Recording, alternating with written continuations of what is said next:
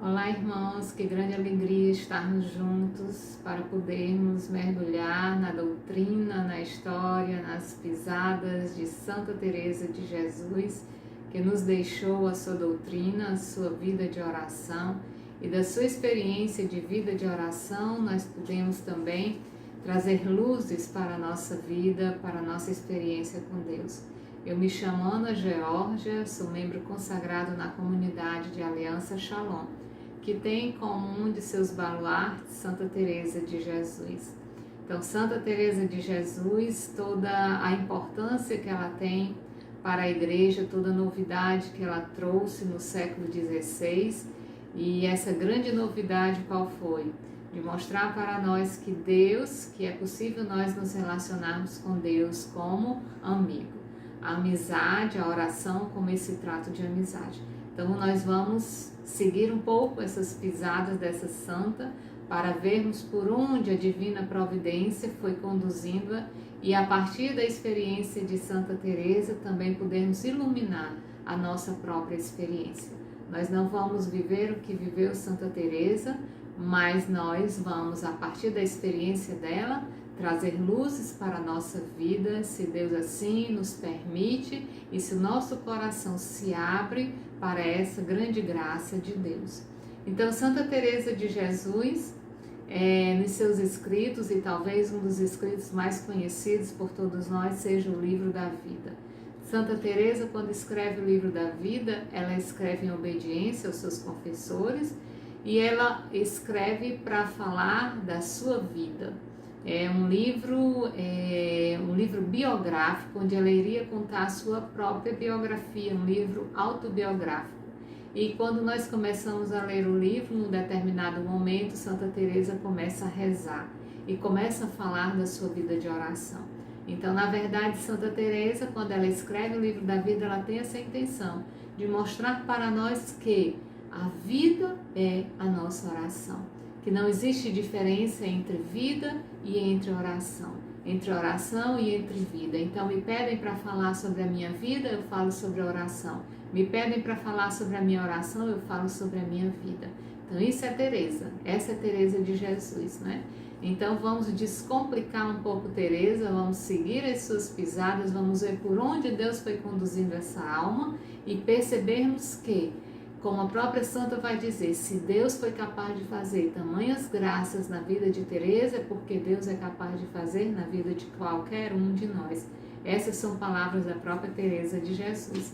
Então, que nós possamos abrir o nosso coração e nos deixar sermos inundados por essa grande graça que Teresa nos comunica através da sua experiência. Então, Santa Teresa nasceu em Ávila, no século em 1515, no século XVI, né? E morreu aos 67 anos. Teresa morreu muito velha para uma Espanha do século XVI, onde a estimativa de vida era muito baixa, né? Então, Teresa morre aos 67 anos. Então, ela nasce em 1515 e morre em 1582. Então, os seus historiadores, eles costumam dividir a vida de Teresa em 3 períodos, que é o que nós vamos abordar um pouquinho durante essa nossa meditação. Então, eles dividem em 3 períodos. O primeiro período qual foi? O período em que ela ficou, os 20 anos em que ela esteve na casa do pai, na casa paterna, que vai de 1515 a 1535. O segundo período qual foi? Foi o período em que ela esteve no Mosteiro da Encarnação. Então, durante 27 anos, ela foi monja carmelita no Mosteiro da Encarnação, que foi de 1535 até 1562. E o terceiro período que nós vamos conhecer de Teresa, qual é? Os 20 anos como fundadora e como escritora, que vai de 1562 até a sua morte em 1582. Então, esses são os 3 períodos, né, que os seus historiadores costumam dividir a vida de Teresa. Então, 20 anos na casa paterna, 27 anos no Mosteiro da Encarnação e depois 20 anos como fundadora e como escritora. Então, vamos falar um pouquinho desses 20 anos na casa paterna. Teresa, começa o livro da vida elogiando muito seus pais. Ela faz uma leitura retrospectiva da sua vida. Ela vai fazendo uma leitura da sua vida, ela vai fazendo uma leitura teologal, né, aos olhos de Deus. Então ela começa a vislumbrar toda a ação misericordiosa de Deus na sua vida. E ela começa falando dos seus pais, dos pais que eram muito virtuosos, né? Então ela vai falando das virtudes dos seus pais. Então Teresa nasce nesse lar, né, nessa família, onde ela é cercada então dessas virtudes. E então muito precocemente Teresa ela é inclinada para a vida de oração. Ela unia-se muito, era muito unida a um de seus irmãos, o chamado Rodrigo, e junto com o Rodrigo eles gostavam de brincar de construir mosteiros, né? Gostava de brincar construindo mosteiros, gostava de brincar fazendo orações, rezando, né? Como se estivessem em mosteiros. E conta, né, um fato que a própria santa vai nos falar, que ela, com a idade muito pequenininha, eles então ouviram falar que na terra dos mouros, né, que eram os muçulmanos, falava-se que lá os muçulmanos cortavam e degolavam a cabeça dos cristãos. Então, como ela tinha esse desejo muito grande já do céu, né, do para sempre, eles ficavam imaginando, então vamos para lá, para a terra dos mouros, vamos para lá para sermos degolados por Cristo, porque eles ouviram dizer que se uma pessoa morresse como um Marte, ela iria imediatamente para o céu. Então era isso que eles queriam, né? Então eles imaginaram, então planejaram uma fuga, uma viagem para a terra dos mouros, né? Ela e seu irmão Rodrigo, muito pequenininhos. E aí fugiram de casa e foram alcançados numa localidade chamada Quatro Postes, né? E lá o seu tio os encontrou e os trouxe de volta. Então, essa foi o primeiro momento, a infância de Teresa, né? Então, essa oração que brotava naturalmente, essa oração que era como algo, essa inclinação já desde muito pequenininha para a vida de oração. Daí o que acontece, né? Então, Teresa, como eu falei, né? A expectativa de vida na Espanha no século XVI era muito pequena. Então, Teresa vai perder sua mãe muito novinha, né? Então ela fica órfã de mãe. E o que acontece então quando morre sua mãe? Então começam a haver algumas amizades de primos, né, que começam a entrar dentro da casa de Teresa, né? Então essa amizade, e segundo a própria Teresa, ela vai ter uma certa inclinação por um primo.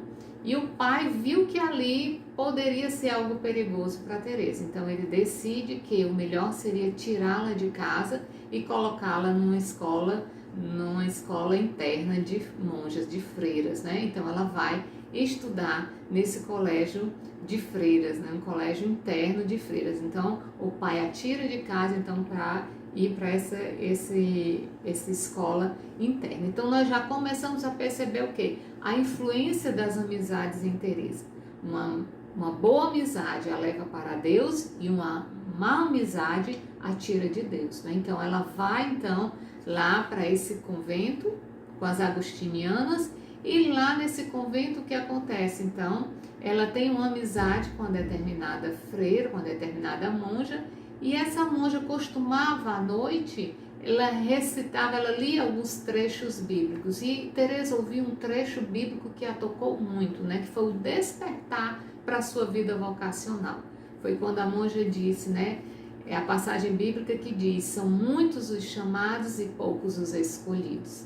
Então Teresa ali já começou a despertar dentro dela que ela tinha, né, um chamado especial, uma vocação. E qual seria a minha vocação? Então ela começa a pensar então, e começa a se consagrar, e começa então a se confiar, na verdade, né, ao discernimento do seu estado de vida a várias pessoas, né? E ela dizia, contanto que não seja monja, né? Então assim, se fechava para a vida religiosa, mas queria encontrar a vontade de Deus. Mas então ela foi amadurecendo, né? E aí então ela viu que o chamado ia se fortalecendo dentro dela para a vida religiosa. E aí então vai se iniciar o segundo período, que é quando ela decide então que ela seria religiosa e ela opta por ir para o mosteiro da Encarnação em Ávila, né? E então inaugura-se esse segundo momento quando ela entra no mosteiro da Encarnação aos 20 anos de idade. Então ela entra lá também mais uma vez, né, sem grandes motivações, mas lá ela tinha uma grande amiga, né? Então vamos ver mais uma vez a força da amizade em Teresa, né? Por isso que mais tarde nós vamos entender, quando ela for definir a oração, ela vai dizer o quê? Que a oração para mim é um trato de amizade. Então Teresa era uma mulher de muitas relações, né? Era uma mulher feita para relacionar-se, uma mulher que teve uma experiência de amor dentro de casa, onde ela vai dizer que ela era a mais amada de todos os filhos, eram 9 filhos, ela diz, eu era a mais amada de todos. Então essa certeza e essa convicção, né, essa experiência de ter sido muito amada, fez com que Teresa desenvolvesse nela essa capacidade para as relações humanas. Então ela era uma mulher de muitas relações, relacionava-se muito com as pessoas e gostava de amizades. Então a gente vê a influência das amizades em Teresa de Ávila. Então agora inicia-se esse segundo momento, que foi lá no Mosteiro da Encarnação. Então como é que Teresa encontra o Mosteiro da Encarnação? A ordem, né, a ordem do Carmelo, ela não estava sendo vivida no século XVI tal qual ela tinha sido fundada, né, na sua origem, né, nas suas primícias, né? Então a ordem ela tinha sido mitigada, né? Então os escritos eles foram mitigados, já não se vivia na mesma austeridade, na mesma radicalidade. Então quando Teresa entra no Mosteiro da Encarnação, ela vai encontrar um mosteiro com muitas monjas, né, quase 100 monjas, não se observavam a clausura, né, havia uma flexibilidade muito grande, a entrada e saída de pessoas dentro do mosteiro, havia um desnível muito grande social dentro do mosteiro, havia monjas que tinham escravas, né, que levavam suas escravas para dentro do mosteiro, havia monjas que tinham joias, que usavam joias, né? Então, assim, havia esse desnível, né? E essa flexibilização, né? E a não observância da clausura, né? Então, esse contato muito frequente com o mundo exterior, que isso Teresa vai dizer que lhe fazia muito mal. Teresa nunca vai acusar essa casa onde ela esteve durante 27 anos por tudo aquilo que ela viveu. Ela sabia que o problema estava dentro dela, que era ela, né? Então ela nunca acusa a estrutura. Ela sabia que o problema era ela, que não se decidia, né, totalmente por Deus. Ela sentia essa inclinação, sabia que Deus a chamava a uma vida de intimidade mais profunda com Ele, mas se via ainda dividida. É uma coisa, voltando um pouquinho lá na sua vida, nos 20 anos que ela esteve na casa paterna, né? Algo que sua mãe deixou para ela, né?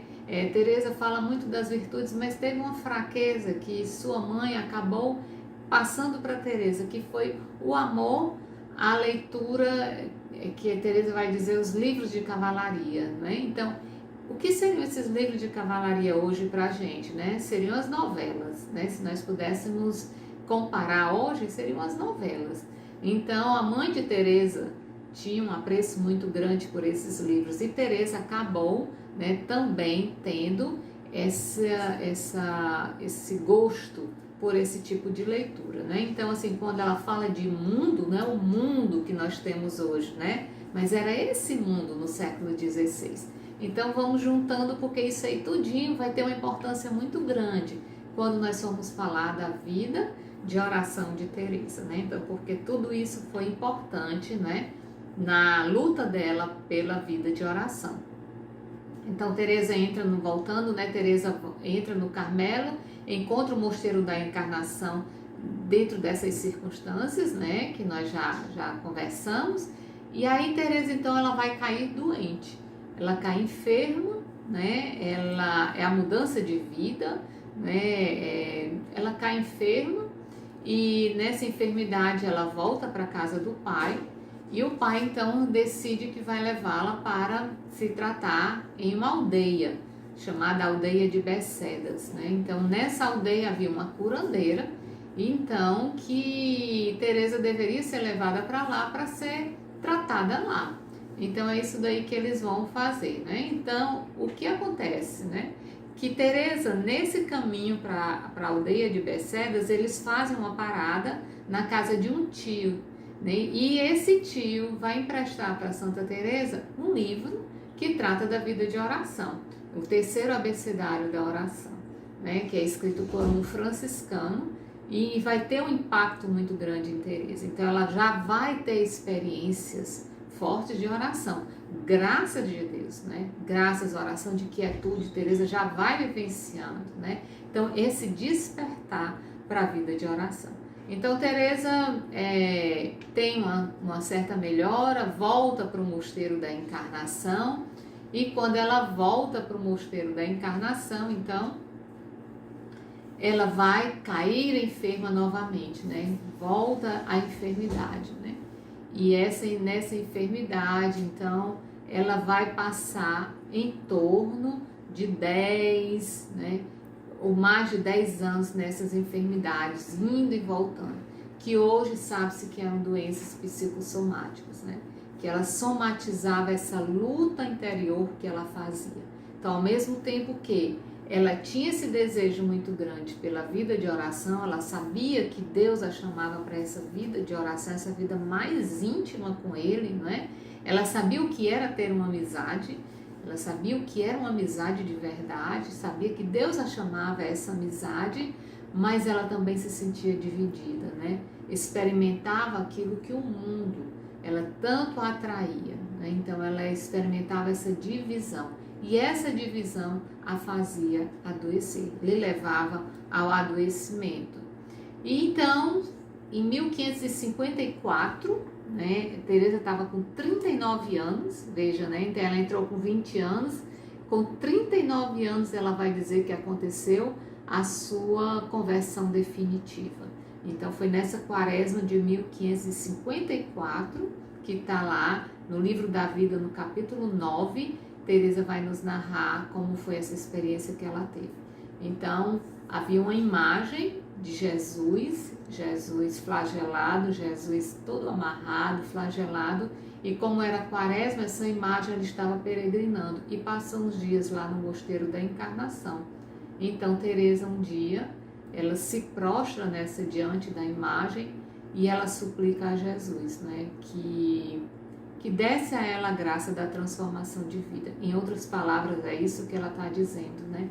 E ela vai dizer que eu não vou me levantar daqui até que eu seja transformada por ti, né? Porque até então, nesses 19 anos, o que Teresa fazia? Ela era uma mulher de um temperamento muito forte, então ela tinha bons propósitos, mas ela se apoiava muito nela mesma, né? Então ela tomava decisões por Deus, ela tinha bons propósitos, mas ela voltava a cair.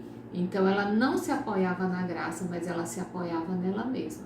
Então ela foi se cansando, nesses 19 anos ela foi se cansando. Então quando ela se coloca diante desse Cristo chagado, ela vê que eu, Senhor, já fiz tantas vezes propósito diante de ti e caio. Então eu me dou conta de que somente a tua graça, a conversão é graça. A conversão quem faz é Deus na nossa vida. O que nós temos que fazer? Nos abrir a essa ação de Deus. Então foi isso que fez Teresa. E a partir de então, há uma mudança na vida de Teresa sem retrocesso. Não vai mais haver retrocessos a partir de então, né? Por quê? Porque ela se viu, né? Dentro desse autoconhecimento, dentro desse processo de autoconhecimento, ela foi vendo a sua pequenez, as suas fragilidades. E ela viu que ela precisava unicamente se apoiar em Deus. Então, a partir deste momento, começa a sua ascensão na vida espiritual. Não há mais retrocessos. Começam suas experiências místicas. Então, agora começam suas experiências místicas. Eu acho interessante porque muitas pessoas, né? Muitas pessoas até mesmo dentro da comunidade, né? Eles dizem, né? Eu escuto muito, a Teresa é muito alta para mim, né? Teresa é muito grande, Teresa é muito distante, né? Porque só conhecem a Teresa das relações místicas. e desconhecem essa primeira fase aqui, esses 19 anos de luta, né, no qual ela lutou muito. Então esquecem essa fase, né? Então Teresa agora sim vai começar as suas experiências místicas.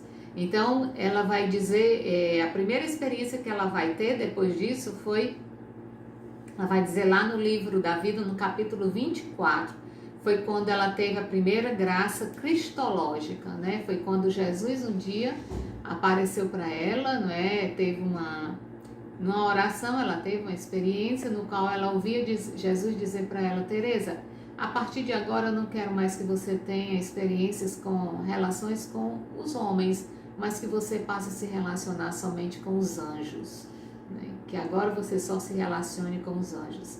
E quando Deus nos pede algo, Deus já nos está dando a graça para vivenciarmos aquilo.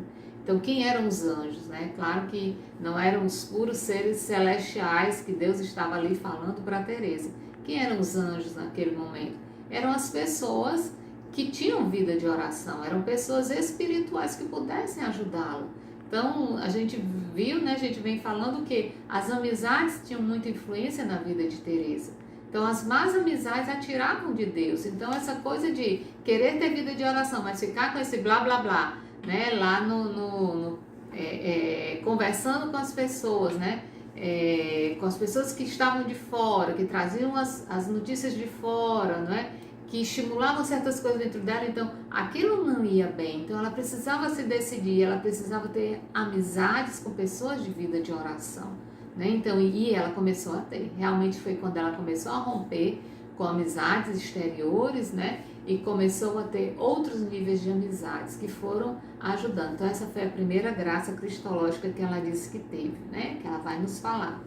E depois, uma outra grande graça que ela vai ter foi quando a Inquisição chega na Espanha. E a Inquisição, então, ela recolhe vários livros que eles consideravam que fossem perigosos, né, naquele momento. Livros espirituais que eles consideravam que talvez fossem perigosos, porque havia uma corrente que tinha se disseminado, né, que era do iluminismo, e que eles consideravam como alguns livros como sendo perigosos, né? E aí eles recolheram muitos livros, dentre eles os livros de Teresa. Então Teresa chorou muito, porque Teresa ela era uma mulher dispersa, ela tinha muitas dificuldades para se colocar em oração, para recolher os seus sentidos, e o que a ajudava eram os livros. Os livros espirituais a ajudavam muito. Então, quando ela se viu sem esses livros, ela chorou muito. Ela, o que vai ser agora da minha vida de oração? E Deus disse para ela, né? Ela ouviu Jesus dizer: não chore, porque a partir de agora eu serei para você um livro vivo. Um livro vivo. Então, eu serei para ti a partir de agora um livro vivo. Então, essa foi uma grande experiência que Teresa vai ter, essa segunda grande graça que ela tem depois da sua conversão, como ela vai dizer, a conversão definitiva. Então, nós vamos vendo, irmãos, que as pisadas de Teresa, né, quais foram os passos que ela foi dando, né, que a conversão foi sendo um processo na vida dela, né? Ela foi tendo essa experiência com Deus, e a experiência paulatinamente foi realizando uma grande obra na vida dela, na qual ela foi se deixando, ela foi alargando o coração, ela foi deixando que Deus fizesse na vida dela, né? E Deus foi construindo na sua vida. Então, essa colaboração com a ação da graça de Deus. E então, o terceiro momento, a gente vai passar para o terceiro momento na vida de Teresa, que foi os anos em que, os 20 anos que ela ficou como escritora e como fundadora, né? De 1562 a 1582. Então, há em Teresa, nesse momento, 3 grandes graças que lhe constituem como uma escritora. Então, quando ela chega nessa fase, ela carrega consigo, né, 3 grandes graças que ela recebe de Deus.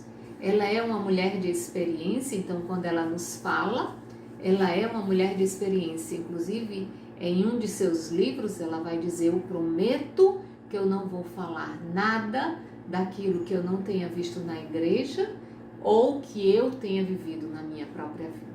Não vou dizer nada que seja contrário àquilo que diz a Santa Igreja ou que eu tenha vivido na minha própria vida. Então, uma mulher de experiência. Quando ela escreve, ela tem passado por experiências. Então, ela é uma mulher de experiência, recebe estas experiências e estas vão definindo a sua personalidade. Essas experiências vão definindo a sua personalidade. Ela entende, então, o que se passa. Porque Teresa, no livro da vida, ela vai dizer o seguinte: uma coisa é nós recebermos uma graça de Deus. Outra coisa é nós entendermos que aquilo é uma graça. E a outra coisa é nós conseguirmos comunicar aquilo que nós vivenciamos e que nós entendemos. Então, são graças que vão, uma vai acontecendo após a outra. Por isso que quando São Paulo diz, por tudo dai graça, Santa Teresinha também dizia, né? Tudo é graça. Mesmo nas coisas mais contrárias na nossa vida, nós devemos dizer, isso é graça, acolhemos como graça. Porque uma coisa é nós recebemos uma graça de Deus, mas quando nós estamos sob a graça de Deus, sob a ação da graça de Deus, nós não temos naquele momento o entendimento de que aquilo é graça. E nós vamos ter que, pela fé, acolher como graça. Acolher como graça, pela fé.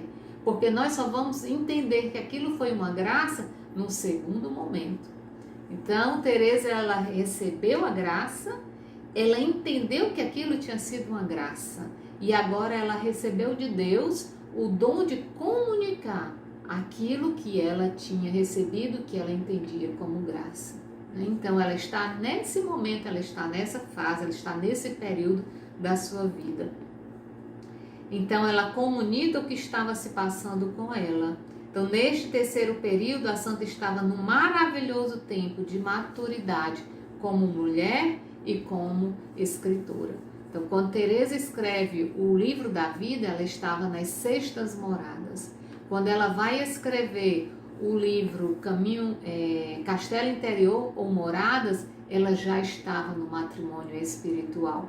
Então, ela acrescenta aquilo que ela tinha falado no livro da vida. Então, essa maturidade que a foi constituindo, que ela foi paulatinamente, Deus foi agindo, a graça de Deus foi agindo e ela foi colaborando com esta graça de Deus. Irmãos, então, essas foram o caminho, assim, de uma maneira muito resumida, que Deus foi fazendo na vida de Teresa, né?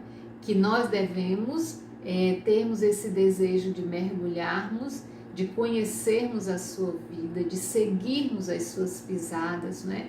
Não para querermos viver o caminho que Deus traçou para ela. Nós temos que viver aquilo que Deus nos pede, aquilo que Deus nos chama a cada um de nós. Mas a experiência de Teresa pode trazer luzes para a nossa vida.